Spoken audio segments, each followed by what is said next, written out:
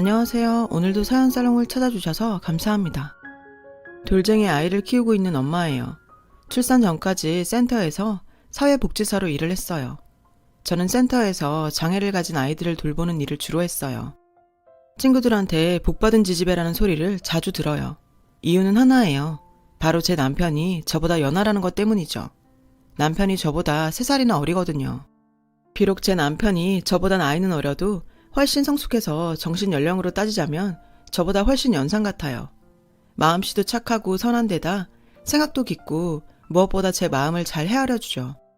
출산 후 육아를 하느라 고군분투 중인 현재까지도 남편은 제 가장 든든한 지원군이에요. 사업하는 사람이라 자신도 피곤할 텐데 육아와 집안일도 잘 도와주거든요. 게다가 저희 친정 부모님께도 아들처럼 잘하고요. 저를 사위가 아니라 셋째 아들이라고 생각해주세요. 그런 의미에서 어머니 아버지로 부르라고요. 그래도 되죠? 실제로 제 남편은 저희 친정 부모님을 엄마 아버지라고 불러요. 그래서 저도 덩달아 시부모님께 엄마 아빠라고 부르고 있고요. 시부모님도 제가 그렇게 불러드리는 걸 훨씬 좋아하시고요. 남편의 선한 마음씨는 시부모님을 많이 닮았어요. 사실 지금껏 남들한테 말은 안 했지만 저와 남편이 만나게 된 데는 남다른 사연이 있어요. 저와 남편은 물론 친정과 시댁 사이에는 오래전부터 얽혀있는 얘기가 있거든요. 그 얘기를 하려고 이렇게 사연을 보내게 되었어요. 제 가족은 엄마, 아빠, 저와 3살 아래 남동생까지 모두 4명이에요. 가족 구성원만 보면 평범한 여느 가정과 다를 바 없어 보이지만 저희 가족에게는 남다른 점이 하나 있어요. 제 남동생이 뇌성마비 장애인이거든요.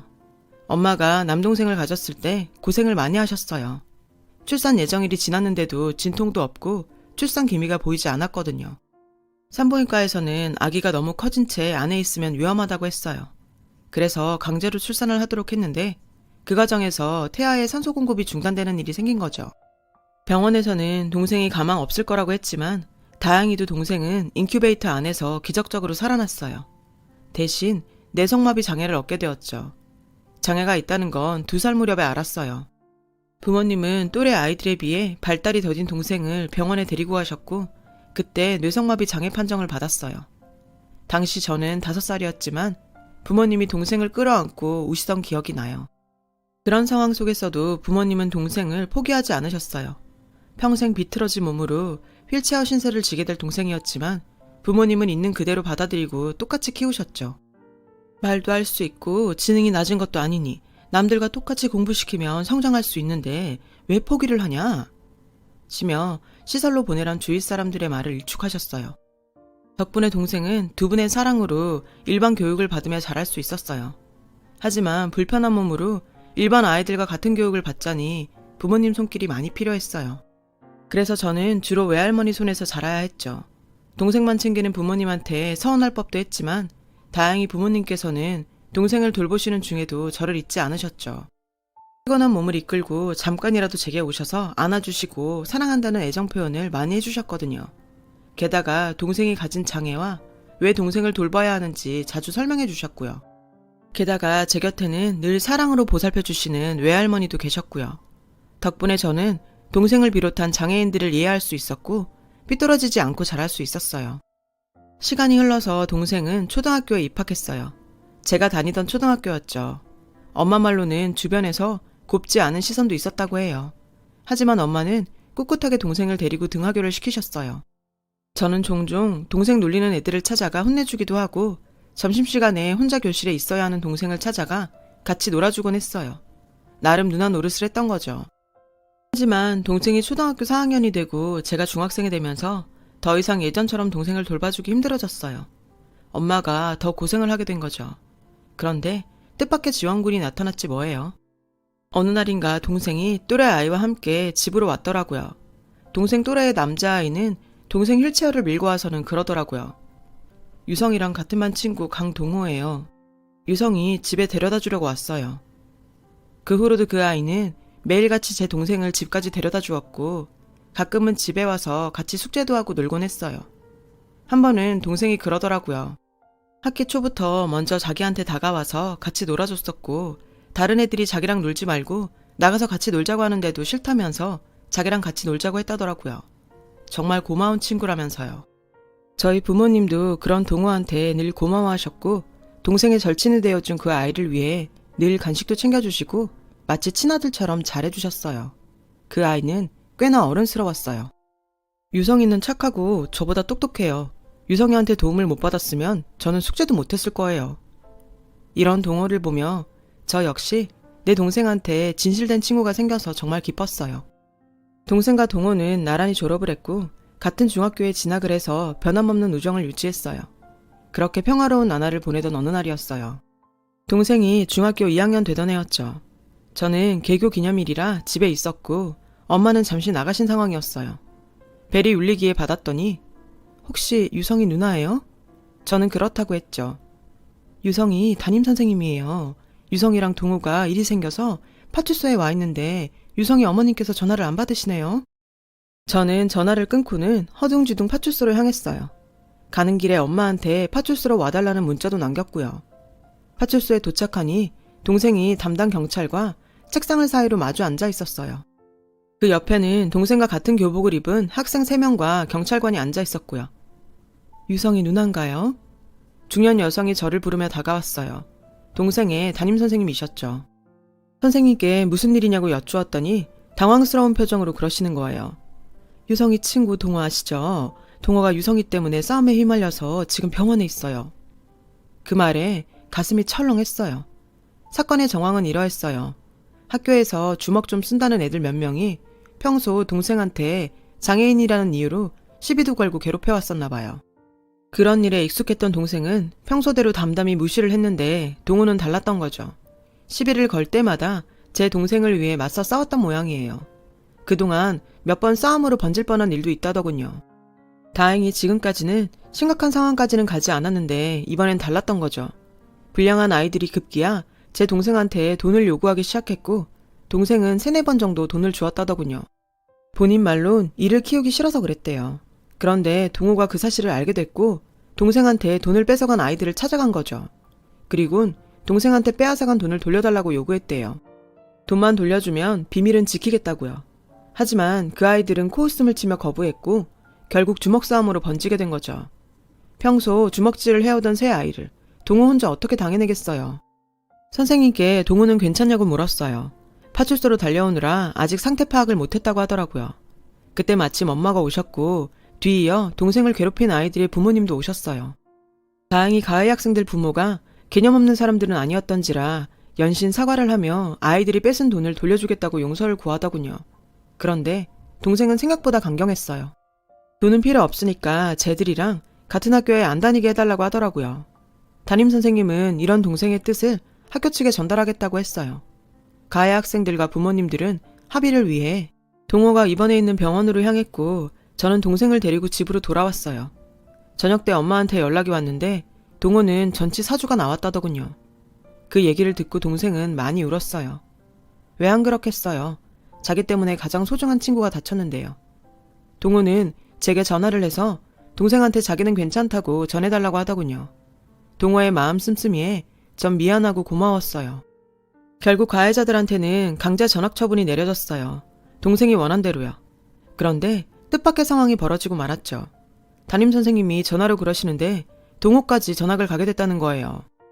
동호 부모님 의견을 꺾을 수가 없네요. 알고 보니 동호의 전학은 동호 부모님이 결정하신 일이더라고요. 동호가 말은 괜찮다고 했지만 입원해 있는 동안 불안 증세를 보이며 힘들어했었나 봐요. 그래서 동호 부모님은 동호가 새 출발할 수 있도록 가족 전체가 다른 곳으로 이사를 가기로 했다더라고요. 그 말에 동생은 또 많이 울었어요. 자신 때문에 친구까지 잃었다고요. 어떤 말로도 위로가 되지 않아 보였어요. 동생에게 동호가 어떤 친구인지 잘 알고 있던 터라 곁에서 지켜보는 마음이 편치 않았어요. 결국 동생과 마지막 인사도 나누지 못한 채 동호는 전학을 갔어요. 그리고 며칠 뒤 제게 문자가 왔더라고요. 유리 누나, 저 동호예요. 저희 부모님이 제 핸드폰을 해지시켜서 옆집 아줌마 폰 빌려서 문자 보내요. 유성이한테 미안해하지 말라고 전해주세요. 당분간은 연락 못하겠지만 절대 유성이 안 잊을 거고 나중에 꼭 다시 만날 수 있을 거라고 전해주세요. 유성이는 제 가장 소중한 친구라고요. 그동안 감사했어요. 잘 지내세요. 동생한테 전화를 했는데 안 받아서 제게 문자를 남긴다고 하더군요. 동생한테 그 문자를 보여주니 동생은 말없이 눈물만 흘리더라고요. 동우는 너를 원망하지 않아.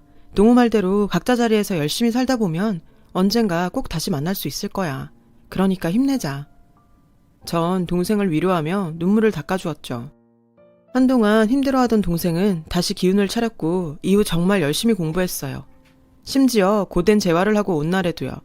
부모님은 그런 동생이 걱정되셨지만 묵묵히 뒤에서 응원을 해주셨어요. 저는 수험생이 되고 대학 입시 준비를 하면서 진로를 고민하게 되었어요. 그러다가 사회복지학과에 진학하기로 마음을 먹었어요. 장애를 가진 동생을 보면서 이 사회가 장애인들에게 얼마나 힘든 곳인지 알고 있었기에 그들에게 조금이라도 힘이 되어주고 싶었거든요. 부모님은 후회하지 않겠냐고 하셨지만 저는 절대 후회하지 않는다고 말했어요. 어린 시절부터 장애가 있는 동생을 돌보다 보니 다른 사람들보다 배우는 속도도 빨랐고 이 분야가 제 적성에도 잘 맞았어요. 얼마 뒤 일반 중학교를 졸업한 동생은 고등학교는 장애인 특수학교로 갔어요. 동생의 선택이었어요. 일반 학교에서 튀는 것보다 그냥 자기가 편하게 있을 수 있는 곳에서 공부하고 싶다더군요. 동생의 뜻에 부모님도 동의하셨죠. 동생의 진학을 위해 저희도 살던 동네를 떠나서 이사를 하게 되었어요. 3년 뒤 동생은 소프트웨어 쪽 학과에 합격했어요. 가족들 모두 기뻐했지만 특히 엄마는 감회가 남달랐죠. 동생은 대학에 가서도 자원봉사자들과 엄마의 도움을 받았지만 스스로 살아갈 준비를 조금씩 해나가게 되었어요. 저는 졸업 후 장애인 복지센터에서 근무하게 되었어요. 박봉이기는 했지만 내 손으로 번 돈을 저축하는 보람이 있고 부모님께 용돈을 드릴 수 있어서 좋았어요. 장애인분들은 저를 편하게 생각하시는 분들이 많았어요. 아마 동생을 돌보면서 얻은 경험들이 많은 도움이 된 것 같아요. 선생님이 해주시는 말에 힘이 돼요. 라는 말을 들으면 저도 행복하더라고요. 그러던 어느 날이었어요. 다른 날과 다름없이 출근해서 일할 준비를 하는데 선배 언니가 오셔서 오늘 손님 올 거라고 하더라고요. 봉사활동 같은 거야. 스마트 기기들 사용법을 가르쳐주려고 온대. 젊은 사람들인데 대학 졸업하고 휴대폰 어플 사업을 시작했다나 봐. 여기서 봉사활동을 하고 싶다고 제의가 들어왔더라고. 우리 센터에 젊은 층이 많이 오니까 와달라고 부탁드렸어. 그때까지는 그냥 그런가 보다 했어요. 강의 시간은 점심시간 후였어요. 강의를 듣겠다고 하신 분들은 전부 6, 7명 정도였고 대부분 20대나 10대 후반의 분들이었어요. 자립을 할 의향이 있는 분들이셨죠. 컴퓨터 관련 자격증 공부를 하시는 분들도 계셨고요. 봉사활동을 하러 오신 분들은 남자 둘에 여자 둘로 총 4명이었어요. 자신들은 장애인과 일반인이 유용하게 사용할 수 있는 편의 어플을 개발하고 있는데 장애인과 일반인 사이의 거리를 줄이기 위해 서로에게 필요한 정보를 알려주는 앱도 출시했다고 했어요. 대학 시절 동기들과 구성한 사업인데 졸업식 전부터 시작해서 지금은 직원이 8명 정도라고 하더라고요. 앞으로 장애인도 채용할 계획이라며 열심히 공부해서 지원해달라고 했죠. 젊은 나이에 참 대단하다 싶었어요. 어떤 사연이 있길래 저런 나이에 벌써 장애인을 위한 사업에 뛰어들게 됐는지 궁금하기도 하고 한편으론 기특하기도 했어요. 혹시 모를 위급 상황에 대비해 저와 다른 복지사들은 강의 내내 뒷자리에 앉아서 대기하고 있었어요. 강의가 끝나고 저는 센터분들을 각자 방으로 데려다 드렸어요. 그리고는 의자를 정리하려고 다시 강의실로 돌아왔어요. 다 돌아가신 줄 알았는데 강사 한 분이 남아 계시더라고요. 바로 업체 대표인 메인 강사였죠. 아직 안 가셨냐고 물었더니 그 강사는 저를 향해 환하게 웃더군요. 누나, 저 기억 안 나요? 저는 당황해서 한참을 쳐다봤어요. 그랬더니 섭섭하다는 표정을 짓더군요. 저는 누나 얼굴이랑 이름 보고 바로 알아봤는데 누나랑 좀 더 친하게 지낼 걸 그랬네요. 그러면서 명함을 내밀더라고요. 명함에 적힌 이름을 보던 저는 깜짝 놀랐어요. 강동우? 내가 아는 그 동우 맞아? 그제야 동호는 씩 웃었어요. 반가운 마음에 우리는 그 자리에 서서 거의 40분 가까이 대화를 했어요. 그동안 어떻게 지냈냐고 묻자 동호는 한숨을 한번 푹 내쉬고는 저 진짜 열심히 살았어요. 유성이 앞에 떳떳하게 나타나고 싶어서요.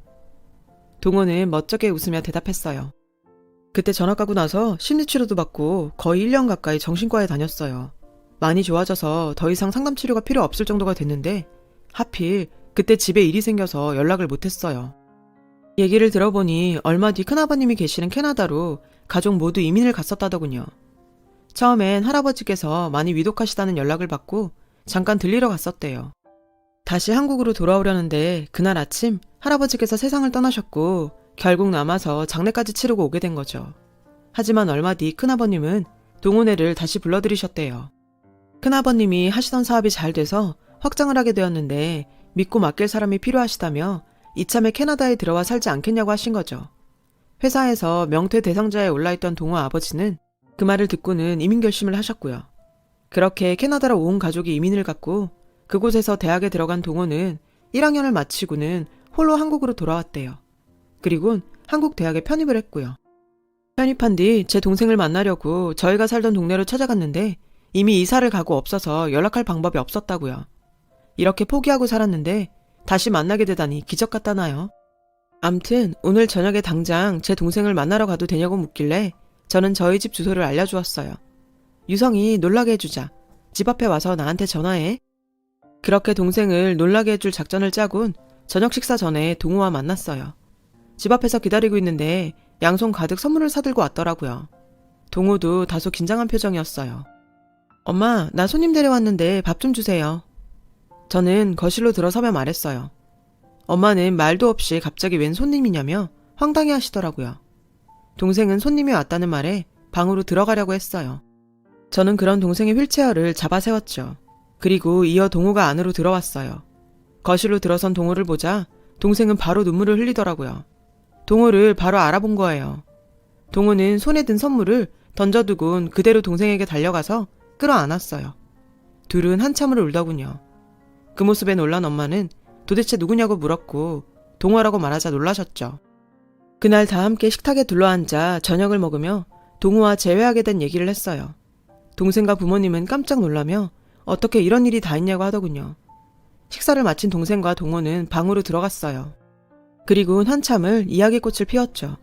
밀린 이야기를 나누느라 거의 자정이 되어서야 동호는 집으로 돌아갔어요. 그날 동생은 오랜만에 환하게 웃으며 제게 고맙다고 하더군요. 누나가 그 센터에서 일하지 않았다면 동호와 재회할 수 없었을 거라고요. 그 후로 동호는 제가 일하는 센터에서 강의를 계속했어요. 강의 호응이 좋아서 센터 측에서도 동호를 많이 반겼죠. 동호는 강의를 하러 오는 날에는 어김없이 제 퇴근 시간까지 기다렸다가 저를 집에 데려다 주곤 했어요. 그렇게 시간은 흘렀고 드디어 동호의 마지막 강의 날이 되었어요. 그날 역시 동호가 절 집에 데려다 주었죠.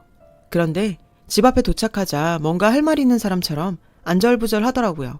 무슨 일이 있나 싶었죠. 그런데 동호가 불쑥 고백을 하지 뭐예요. 저 누나를 많이 좋아해요. 사실 처음엔 좀 부담스럽기도 했어요. 동생 친구고 게다가 연하라서요. 사실 저는 연하를 만날 생각은 해본 적이 없었거든요. 저 역시 동호한테 호감이 있기는 했지만 만에 하나 사귀다 헤어지게 되면 동생 눈치도 보일 것 같고 그렇게 되면 어렵게 재회한 동생과 동호 사이가 정과는 달라질 게 뻔해서 걱정이 됐어요. 그래서 선뜻 동호의 고백을 받아들이기 힘들었어요. 한동안 고민을 하던 저는 동생한테 얘기를 꺼냈어요. 그랬더니 동생은 자긴 괜찮다며 동호는 좋은 애고 좋은 남자라고 누나한테도 잘할 거라 하더군요. 이러면서 적극 밀어주더라고요.